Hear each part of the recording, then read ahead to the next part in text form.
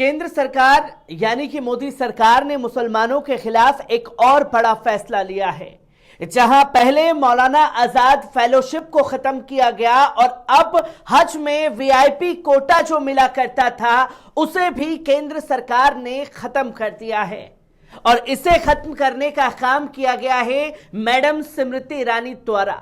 जब से अल्पसंख्यक मंत्रालय मैडम स्मृति ईरानी को सौंपा गया है तब से स्मृति ईरानी जी को यह लगता है कि मुसलमानों को तो बहुत ज्यादा सुविधाएं दी जा रही हैं, मुसलमानों को यह सुविधाएं नहीं मिलनी चाहिए।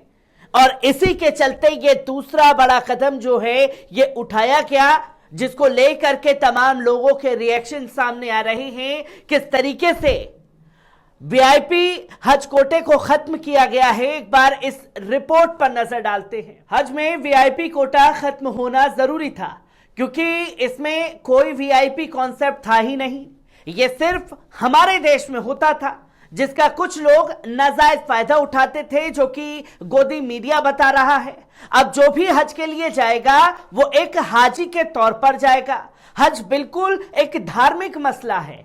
आप मदीने में जाना चाहते हैं और उसमें भी वीआईपी बनकर जा रहे हैं। यह अजीबोगरीब रियायत थी जिसे पता नहीं पिछली सरकार यानी कि कांग्रेस सरकार ने क्यों जारी कर दिया था, यह सोच कर दिया था। जहां मोदी सरकार ने बड़ा फैसला लिया और फैसले का स्वागत योग्य है। हज का पूरा मकसद यह है कि जो कुछ भी आपके पास है, आप अमीर हो या गरीब हो, आप एक बार हज या फिर उम्रा के लिए जरूर जाते हैं। इसमें जरूरी चीजें यह हैं कि जो वीआईपी कोटा था उसे हटाया गया है। किसी भी इस्लामिक देश में ऐसा नहीं था कि अलग से वीआईपी कोटा हो। अगर जो भी इस्लाम के बारे में थोड़ा सा भी जानता होगा तो रीजनल और रिलीजन का मतलब नहीं है ब्रदरहुड। ऐसे में हम रसूख वाले लोगों को रियायत दे रहे हैं और वे लोग वीआईपी बनकर जा रहे हैं। क्यों? अपने मजहबी काम के लिए अपने पैसे खर्च कर आम हज यात्री की तरह जाएं, जैसे हर तरह से होता है। विपक्ष के जो लोग भी मोदी सरकार के इस फैसले पर सवाल उठा रहे हैं वो बिल्कुल गलत है। सवाल उठाने वालों से यह पूछा जाए कि आखिर उनका आधार क्या है। अल्लाह के रिश्तों के बीच प्रभाव और रसूख का फायदा उठाना चाहते हैं। इसमें सरकार के पैसे बचाने की बात नहीं है।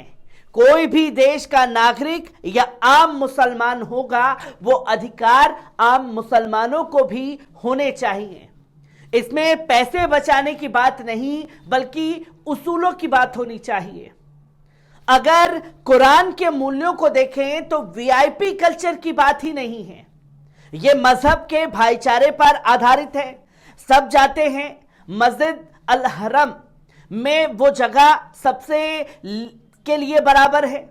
ऐसे में पता नहीं लोग वीआईपी बनकर क्यों जाते हैं। यह केंद्र सरकार की तरफ से कहा गया, जहां हज करने का यह पूरा कॉन्सेप्ट ही इसके खिलाफ है। विपक्ष के लोग अगर यह कह रहे हैं कि कुछ मुसलमान खास हैं क्योंकि उनके पास ज्यादा पैसा है, तो उन्हें इस्लाम की ही जानकारी नहीं है। अगर कोई भी हाजी या महिला जाना चाहती है तो यह एक ख्वाहिश है। इसमें एक जरूरी चीज यह है कि अपना फर्ज अदा करूं। उसमें भी आप सरकारी कोटे से जाना चाहते हैं, वीआईपी कोटा लगा रखा है, अपने रसूख का इस्तेमाल करना चाहते हैं, वो भी मदीना जाने के लिए। आप तो अच्छे मुसलमान तभी बनेंगे जब आप गरीबों की मदद करेंगे। जो भी कुरान में विश्वास रखता है वो जरूर मोदी सरकार के इस फैसले का खैर मकदम करेगा। ये तमाम दलाल दंगाई चाटुकार जो हैं इसके बारे में बताने पर उतर आए हैं। केंद्र सरकार का यह फैसला उस घोषणा के ठीक एक दिन बाद आया है जिसमें उत्तर प्रदेश में 30,000 से अधिक लोग इस साल हज यात्रा के लिए जाएंगे। जहां तीर्थ यात्रियों को इस साल हज यात्रा के लिए 1 लाख रुपए की भी छूट मिलेगी। अब तक वीआईपी तीर्थ यात्रियों के लिए 500 सीटें आरक्षित थी, लेकिन केंद्र सरकार के ताजा फैसले के बाद अब सभी हज यात्री समान नियमों के साथ यात्रा करेंगे, जो 26 जून 2023 से शुरू होगी। कोटा के तहत वीआईपी सुविधाओं का लाभ लेने वालों में प्रधानमंत्री, राष्ट्रपति, उपराष्ट्रपति, अल्पसंख्यक मंत्री और भारतीय हज समिति के सदस्य शामिल थे। केंद्र ने सभी को समान मानने के लिए कोटा को पूरी तरह से खत्म करने का फैसला किया है। उत्तर प्रदेश हज कमेटी के अध्यक्ष और अल्पसंख्यक कल्याण राज्य मंत्री मोहसिन रजा ने बताया कि इस साल उत्तर प्रदेश से लगभग 30,000 मुसलमान सऊदी अरब जा रहे हैं। मीडिया से बात करते हुए रजा ने कहा कि भारत को हज यात्रा के लिए तकरीबन 1,75,000 तीर्थ यात्रियों को कोटा मिला है। इस बार उत्तर प्रदेश से 30,000 से अधिक मुसलमान इस साल हज यात्रा करेंगे। इस बार महिला तीर्थ यात्री बिना मेहरम के मक्का की यात्रा कर सकेंगी। मेहरम महिला के साथ यात्रा के लिए एक पुरुष रिश्तेदार को कहा जाता है, जहां यह छूट पिछले साल अक्टूबर में सऊदी अरब सरकार ने दी, जिसमें कहा गया कि एक महिला यात्री को अपने साथ खासतौर पर पुरुष अभिभावक लाना अब महिलाओं के लिए अनिवार्य नहीं है। रजा ने यही भी बताया कि 2023 के लिए नई हज नीति आने वाले सप्ताह में जारी की जाएगी। इस साल हज के लिए आवेदन जल्द ही लिए जाएंगे।